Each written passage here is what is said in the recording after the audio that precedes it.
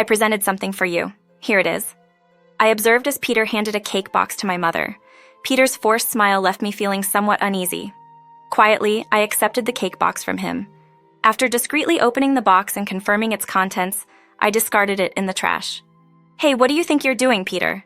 My mother and Peter simultaneously directed their anger toward me, expressing their discontent with the scene that unfolded before them. Amazed, I questioned my mother. "Did you see what was inside the cake?" My mother began to tremble at the unexpected question, seemingly taken aback. I glared at Peter, seeking confirmation of my suspicions. Peter appeared frustrated and upset, confirming my thoughts. I clenched my fist, ready to confront Peter for his actions. "My name is Samantha Bill, and I am 33 years old and working as a caregiver.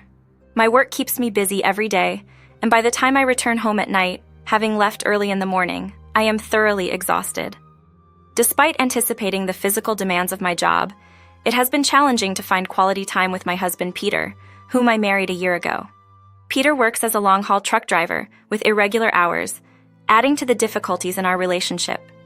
We recognize the need to address our marital issues, but both of us being immersed in our jobs has made communication challenging. Our initial meeting was through a mutual friend, and despite my shyness towards love, I started feeling pressured to seek a relationship after turning 27. After declining social invitations for a long time, I reached out to a friend who introduced me to Peter at a singles party. Peter, 3 years older than me, exuded calmness and composure, displaying the maturity that came with his age. I appreciated the stability he offered over fiery romance. Our interests aligned and we quickly started dating, eventually tying the knot a year ago. Initially, we lived with my mother, and despite my concerns, Peter was surprisingly okay with it. Unexpectedly, after our marriage, developments unfolded that I could not have predicted. A significant incident occurred at my workplace, resulting in several employees quitting. The reasons varied, from marriage to career changes. Those left behind, including myself, had to take on double the workload. I started coming home later than ever, causing our lives to become more out of sync. So, when I left work on time for the first time in a while and sat down at the dinner table with Peter and my mother, I sensed a palpable tension in the house. "Hey, did you take care of that thing we discussed the other day?" Peter questioned. Perplexed, I replied, "What thing? You forgot? I told you to open an account at Gold Bank." Right, I forgot. My apologies," Peter admitted. My mother looked astonished, sighing heavily. There appeared to be some unspoken exchange between them that eluded my awareness. Peter had forgotten something my mother had asked him to do. "What do you mean, Gold Bank?" "Well, you know, Samantha, you have an account with Gold Bank, right? We never know what the future holds, and I think it would be wise for Peter to have one too. But he just won't listen. I'm sorry, I truly just forgot." "Oh? Well, if that's the case, it's fine. Indeed, I have an account with Gold Bank." My mother disclosed that she deposits a small amount into that account every month, contemplating the unforeseen future. It seemed she intended to save for Peter as well, but he failed to grasp that and perceived it merely as a demand to open an account. My mother had a habit of speaking in a curt manner, which could come off as cold. As Peter struggled to understand her real intentions, their conversations often missed the mark. Despite my difficulties in communicating with my mother, I intervened, defending Peter. "Come on, Peter is busy too. No need to be so hard on him. You always say things so carelessly, not understanding the gravity of what I'm trying to convey." Not only did my mother's tone sharpen, but she also became emotional quickly. It appeared she was angry because her daughter didn't appreciate her kindness. Later in our bedroom, Peter confided in me. "Your mom always seems to be nagging me. She gives me these confusing commands every day until I get home. She's like a broken record, telling me to get insurance, invest my money, and all that jazz. I'm exhausted from work and I just can't deal with her anymore." Understanding my mother's concerns, I attempted to pacify Peter. On the surface, he seemed to get along with my mother, but deep down, resentment lingered. I empathized with both my mother's feelings and Peter's frustrations. I acknowledged the annoyance of being incessantly told what to do and the weariness of unwanted advice. I can't stand it anymore. I'll deal with insurance and investments when I feel like it. As for the Gold Bank account, it's obvious she'll only use it for her deposits or investments. Nowadays, you can't have multiple accounts at the same bank. Gold Bank is the closest to our house, and she just wants an account. It's as clear as day. Normally calm, Peter became very emotional. I silently acknowledged Peter's story with a sigh, contemplating if there was a way to resolve the ongoing tensions. The thought crossed my mind that living separately might be a better option to escape the nagging. However, I hesitated, knowing that leaving my mother alone wasn't something I wanted to consider. Peter's seemingly spiteful remark about living separately struck me as mean-spirited. "I'm just kidding. I'm going to do whatever she asks, whether it's an account or whatever. I should just set it up for her, right?" Peter commented in a resigned tone, lying down on the bed in frustration. With nothing more to add, I closed my eyes and lay down, mirroring Peter's posture. Almost a year had passed since the three of us began living together, and our conflicting feelings persisted. I feared that our days of discomfort would continue, but an unexpected incident unfolded. Cancer. It was a frustrating revelation at my age. Returning home earlier than usual one day, my mother casually shared that she had been diagnosed with cancer. Peter hadn't returned yet, and it seemed like an opportune moment for her to break the news. "Oh no, is it serious? How advanced is it?" I asked, concerned. "It doesn't seem too serious yet, but I'm going to have surgery soon and will probably be hospitalized for a bit. Can you handle the housework?" My mother's focus on housework rather than her surgery left me conflicted, wondering if her concern was genuine or merely interfering. Despite my irritation, I assured her that I could manage. "Of course, I can manage. How old do you think I am? What's with you? I'm really worried about you," I responded, feeling a mix of frustration and concern. "You're crabby. I get it without you saying it every time. I can handle the housework. You just focus on getting better." The news of my mother's cancer affected me more than I anticipated, leaving me frustrated at my inability to offer comforting words. As Peter returned, he listened without fuss, agreeing to my mother's requests. Despite my desire to tell my mother the truth about Peter's true feelings, I couldn't due to my current standing. My mother believed Peter was on her side even as she scolded him sternly. I could only murmur my true allegiance to my mother in my heart. Later, my mother informed Peter about her illness and the need for surgery. Although I couldn't gauge Peter's reaction, seeing the peaceful look on my mother's face before she slept reassured me. However, Peter seemed deeply disturbed by the news of my mother's illness. How bad is your mother's illness?" "I'm uncertain.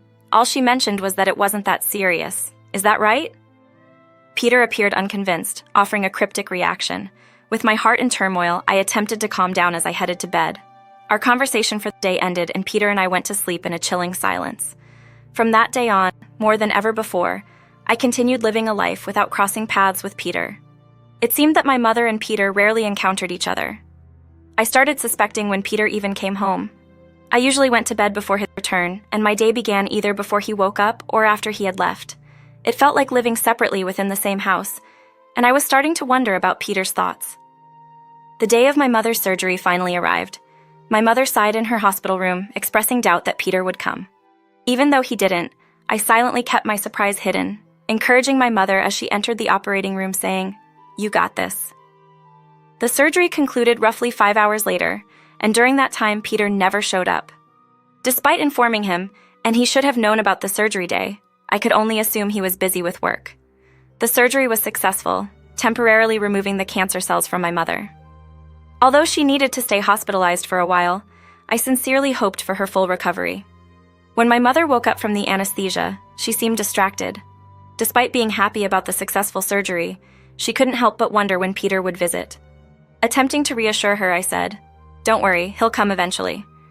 My mother, emotionally volatile, started to doubt that she might be disliked when Peter took a while to show up. While her suspicions weren't entirely wrong, she still believed that Peter was on her side, feeling betrayed. Listening to my mother's agitated complaints throughout her hospital stay, I felt a heavy heart. A week after the surgery, Peter finally visited. Coincidentally, I was there after work, and I could see my mother's face light up when he arrived. "Hey, how are you feeling? I thought you'd never come, Peter." My mother's tone sounded as if she had been waiting for a lover, embarrassing me. Peter handed a cake box to my mother, his forced smile making me uneasy. I quietly took the cake box from him, opened it slightly to confirm its contents, and then threw it into the trash. "Hey, what do you think you're doing, Peter?" My mother and I looked at each other, expressing our anger at what had transpired. "What did I do?" I asked my amazed mother. "Did you see what was inside the cake?" My mother trembled at the unexpected question as if she hadn't thought it was possible. I fixed my gaze upon Peter, seeking confirmation of my suspicions. Peter appeared visibly frustrated and upset, aligning with my expectations. In response, I tightened my fist, prepared to confront him for his actions. I couldn't comprehend why Samantha, my sister, had callously discarded the gift I had specifically purchased for Peter. Without hesitation, Peter assumed an aggressive stance, seemingly ready to defend his actions. Infuriated, I demanded an explanation, questioning his understanding of the situation. Refusing to let Peter have the final say, I acknowledged the long-standing history of us living parallel lives. But this time, I couldn't allow my mother to suffer due to Peter's thoughtless act. For a while, I had observed the disconnect between Peter and me, but confronting him directly felt somewhat intimidating. Nevertheless, I couldn't let my mother endure the consequences of Peter's thoughtlessness.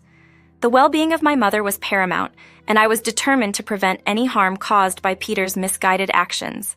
Attempting to distract from the tension, Peter suggested trying the cake, claiming its deliciousness.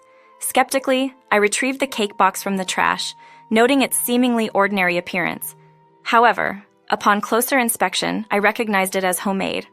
The unevenly spread cream and slightly damaged strawberries hinted that it wasn't from a professional bakery. Ignoring Peter's attempt to divert the situation, I intervened, taking a bite from the cake to expose the truth. Instantly, I detected an abnormality, an overwhelming saltiness and a potent smell of alcohol. Fighting the urge to vomit, I spat out the offensive cake. My mother, oblivious to the details, innocently inquired about it. Realizing the severity of the situation, I explained that the cake contained excessive salt and alcohol, substances harmful to a cancer patient.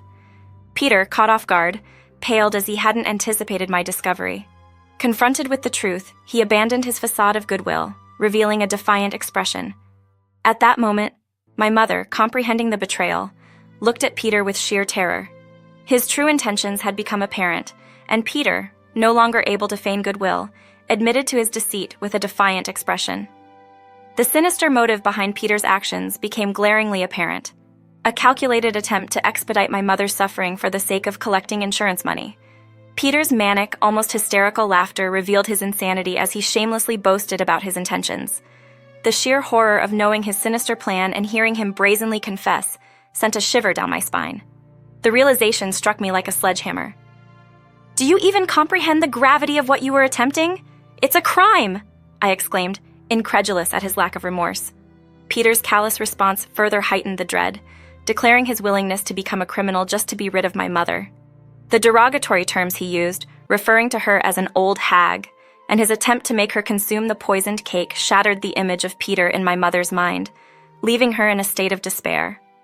As Peter vented his frustrations at my mother, accusing her of nagging and interference, her shocked eyes reflected the pain of betrayal. She had only sought to alleviate his financial struggles, not realizing the depth of his resentment. I maintained my composure, refusing to be intimidated by Peter's angry outburst. I could see my mother's frail form crushed by despair in my peripheral vision. In response to Peter's threats and aggression, I defiantly declared my determination to protect my mother. Rather than succumbing to his manipulation, I vowed to drive him away. I revealed that instead of gaining insurance money, he would be the one facing financial consequences, hinting at alimony. Peter, caught off guard, scoffed at my words, confident in his deceit. However, my trump card lay in a large envelope containing evidence of his affair. I scattered the contents at his feet, exposing his infidelity with a mistress. Peter's face drained of color, realizing the gravity of the situation. The evidence, gathered by a private investigator, left him with no room for denial.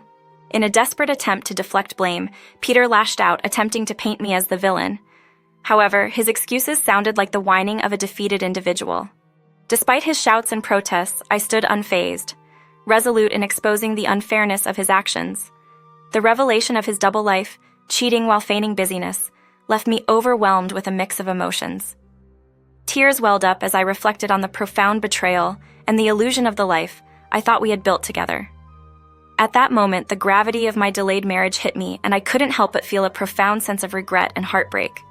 I experienced profound happiness when I married Peter, making it all the more disheartening when he began speaking ill of my mother, leading to a breakdown in our communication. The pent-up sadness and frustration I couldn't share with anyone suddenly erupted. Despite my emotional turmoil, Peter merely sneered, indifferent to my feelings. He callously expressed his intention to live happily with someone named Abigail after gaining insurance money, disregarding my emotions entirely. Attempting to suppress my trembling body, I prepared to respond to Peter's insults. However, before I could, my mother intervened, expressing her disbelief at Peter's actions. She condemned him not only for attempting harm, but also for disrespecting me. My mother revealed that Peter and his daughter were the reasons she hadn't experienced happiness in her married life. The once calm and cool Peter had become distorted with ugliness, his desire to escape from both my mother and me painfully apparent. My mother, having reached her limit with Peter's incessant ranting, passionately defended us. She highlighted the sacrifices we had made for him and how he trampled on our efforts.